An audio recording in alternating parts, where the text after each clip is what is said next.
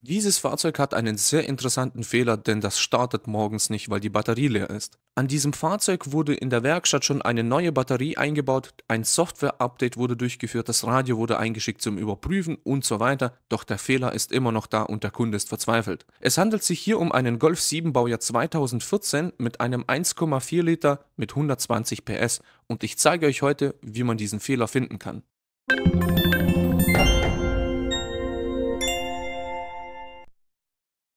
Zuerst lese ich den Fehlerspeicher aus, um zu sehen, was denn überhaupt abgespeichert ist. Und das Wichtige dabei ist, nicht nur das Motorsteuergerät auszulesen, sondern alle Systeme, die verfügbar wären. Denn oft speichern sich gewisse, sage ich mal, Indizien ab, mit denen man schon die Richtung eingrenzen kann, in welche denn der Ruhestrom denn überhaupt gehen würde. Denn der Ruhestrom kann bei älteren Fahrzeugen relativ einfach gefunden werden gegenüber jetzt neueren Fahrzeugen.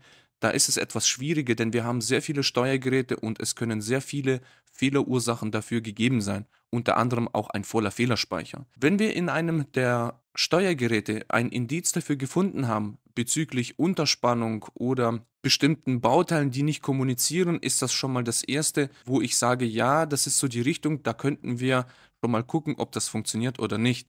Die 14,6 Volt bedeuten schon mal, wenn das Fahrzeug läuft, dass die Batterie geladen wird und das ist auch mal sehr gut, denn wir haben kein Generatorproblem oder irgendwas mit der Spannungsversorgung. Wir sehen, in der Motorelektronik haben wir bestimmte Kommunikationsprobleme, unter anderem Steuergerät für Kühlerlüfter, Spannungsversorgung unterbrochen, Relais, Geber, Lenkwinkel, ABS und so weiter, Hauptrelais, Öffnungspunkt zu früh, Ladedrucksteller, mechanischer Fehler. Aber wir haben ja ein Problem im Ruhestrom und dann wäre es sehr interessant, dass wir diese Bauteile auf jeden Fall mal im Hinterkopf behalten und bei der Fehlersuche berücksichtigen. Was natürlich auffällt, sind die Fehlerspeichereinträge mit Funktionseinschränkung durch Unterspannung, Funktionseinschränkung wegen Unterspannung und so weiter. Also wir haben definitiv ein Problem, dass wir eine zu geringe Spannung haben und die Steuergeräte abstürzen oder feststellen, okay, es herrscht tatsächlich eine Unterspannung, irgendwas stimmt da nicht mit der Versorgung. So können wir auf jeden Fall sagen, der Kunde hat ein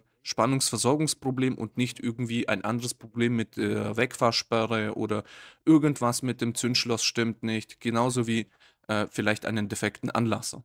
Also wird der Fehlerspeicher alle Systeme gelöscht, damit wir von Null anfangen können. Und wie gesagt, mir ist es schon mal passiert, dass ein Fehlerspeichereintrag dafür gesorgt hat, dass ein Steuergerät nicht richtig heruntergefahren ist und aufgrund dessen auch einen Stromverlust verursacht hat.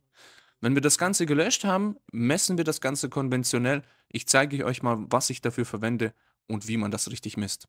Im Motorraum rechts seht ihr diese Batterie unter dieser Wärmeschutzabdeckung und dann schauen wir nach, ob das wirklich so ist und tatsächlich, ja, die Batterie wurde erneuert, aber das Problem besteht ja immer noch. Dann war ja die Frage, war es tatsächlich die Batterie oder nicht?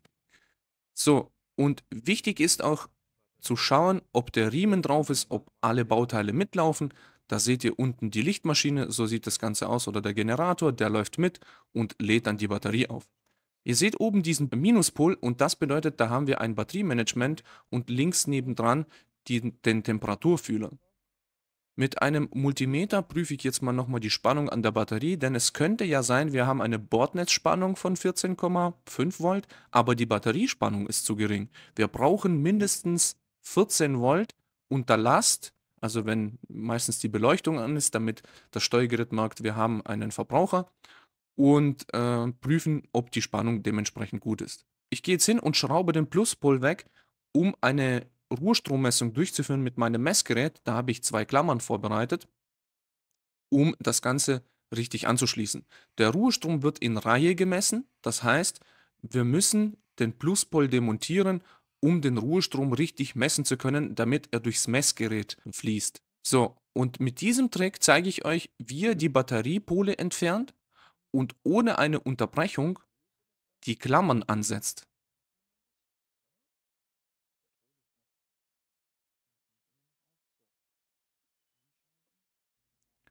So sieht das aus, wenn das angeschlossen ist. Dann fließt der Strom über das Messgerät und natürlich auch die Einstellung.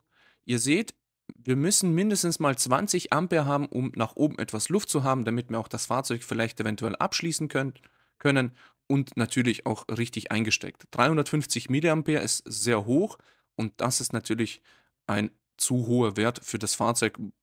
Aber wichtig ist, das Fahrzeug muss abgeschlossen sein, genauso wie die Haube geschlossen sein. Ihr müsst das Haubenschloss vorne verriegeln oder sicherstellen, dass es verriegelt ist, damit das Fahrzeug herunterfahren kann. Denn eine offene Haube bedeutet nichts anderes wie eine offene Tür und das Fahrzeug würde nicht in den Schlafmodus fallen. So, ich prüfe nochmal, ob das Fahrzeug abgeschlossen ist. Wie ihr sehen könnt, ist der Strom nochmal etwas hochgesprungen, aber er senkt sich gleich wieder ab.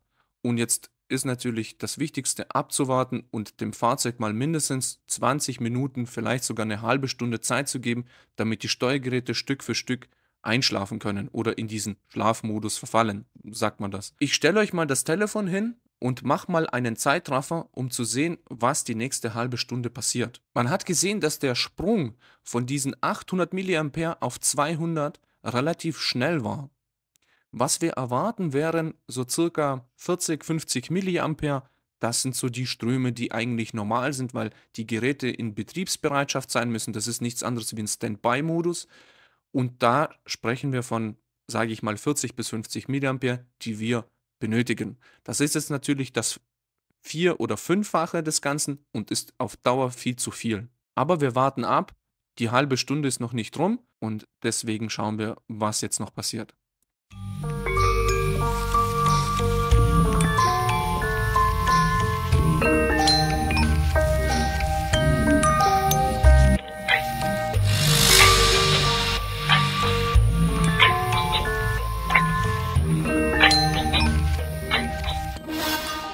Also, wir haben definitiv irgendwo einen Verbraucher, der zu viel Strom aus der Batterie zieht, denn diese 250 Milliampere sind einfach noch viel zu viel.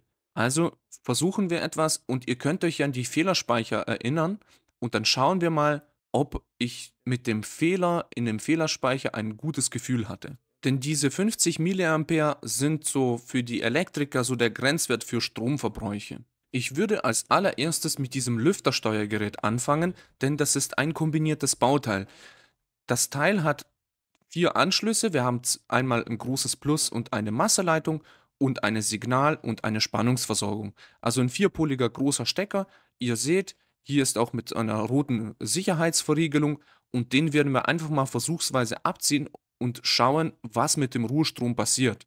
So, ich habe den Stecker abgezogen. Er ist nicht mehr dran, also muss das Lüftersteuergerät nicht mehr vorhanden sein. Also laut Fehlerspeicher haben wir ja mit diesem Bauteil ja oft Probleme gehabt. Und siehe da, der Ruhestrom ist perfekt. Also er ist auf 0,00 runter, das heißt, wir haben keinen Verbraucher mehr. Also haben wir ein defektes Lüftersteuergerät, das unseren Strom zieht, das werden wir erneuern, somit ist der Fehler gefunden. Ich hoffe, es hat euch gefallen, lasst mir ein Like da, falls euch das Video gefallen hat. Bis zum nächsten Mal und der nächsten Fehlersuche.